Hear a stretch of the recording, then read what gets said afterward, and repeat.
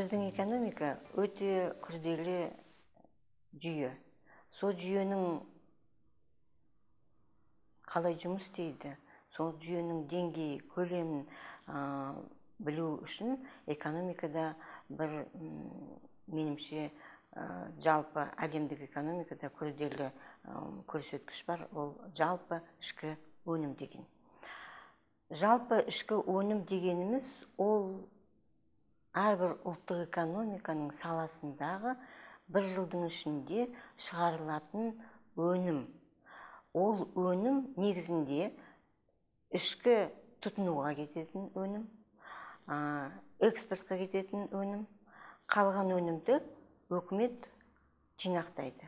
Соның арқасында біздің елде ұлттық қор деген бар. Ұлттық қорды қиын жағдайда, үлкен іс-әрекет жасайтын жағдайда сол қордан алатын қаржы. Сондықтан жалпы ішкі өнім деген ол біздің экономиканың деңгейін, экономиканың көлемін білдіретін көрсеткіш. Ең бірінші осындай көрсеткішті әлемге алып келген Американың ғалымы Саймонс Кузнец. 1934 жылы осындай көрсеткіштің мағынасын, көрсеткіштің бағалау, санау әдісін, осы көрсеткішпен қалай өндірісті экономиканы бағалау керек деген 34 жылы Саймон Кузнец әлемге шығарды. Бірақ та осы көрсеткіштің арқасында Американың конгресі ең бірінші экономиканың жағдайын осы көрсеткіштің арқасында үлкен ұлттық доклад жасалынған. Ол 1937 жылы. Біраз уақыт өтті. 1971 жылы Саймон Кузнецтің еңбегін бағалап Нобель премиясына ұсынып, осындай премияны алды. Сондықтан 30 жылдан артық әлемдік тәжірибеден өткен осындай көрсеткіштің тарихы бар. Сондықтан бұл көрсеткіш әрбір елде ұлттық валютамен саналынады. Егерде салыстырмалы жағдай болса, онда биржа курсымен, шетелдік валютамен салыстыруға болады. Негізінде, егерде жалпы біздің әлемде қанша мемлекет бар, соның бәрін бір кестеде көрсетейік дегенде, сонда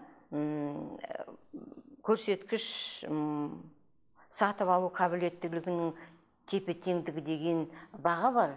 Сол бағамен жалпы ішкі өнімді әрбір мемлекет санайды да, содан кейін рейтинг ретінде біз қай жерде тұрмыз осы әлемде, 50-ші орын ба, 60-ші орын, осындай бағалаумен біз рейтинг дейміз. Сол рейтингтің арқасында біздің мемлекет қай жерде екен, біз дамып жатырмыз ба, жоқ әлі дамыған жоқпыз ба, дамудың жолындамыз ба, соны белгілейтін осындай жалпы ішкі өнім деген көрсеткіш бар.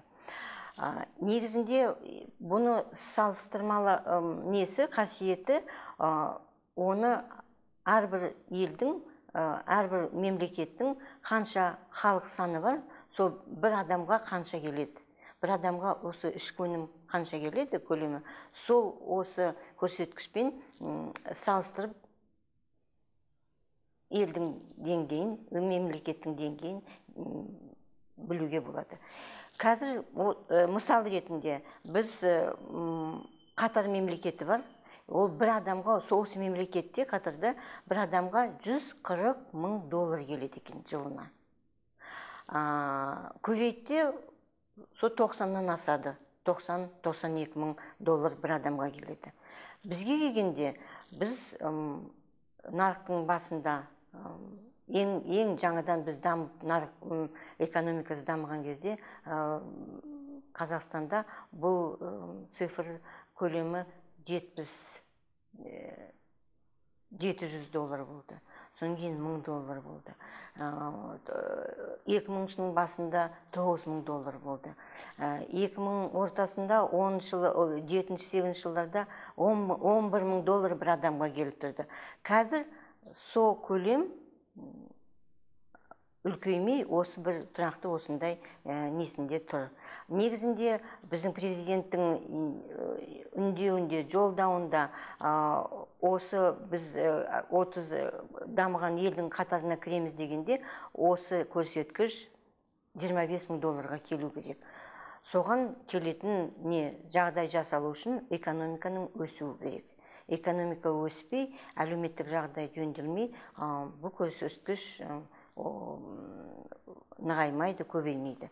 Сондықтан рейтинг бағалау ретінде осы көрсеткіш, жалғыз көрсеткіш, осы көрсеткішпен біз өзіміздің экономикамызды бағалап, санап, талдап, содан кейін рейтинг несіне шығатын мүмкіндік жасайтын көрсеткіш.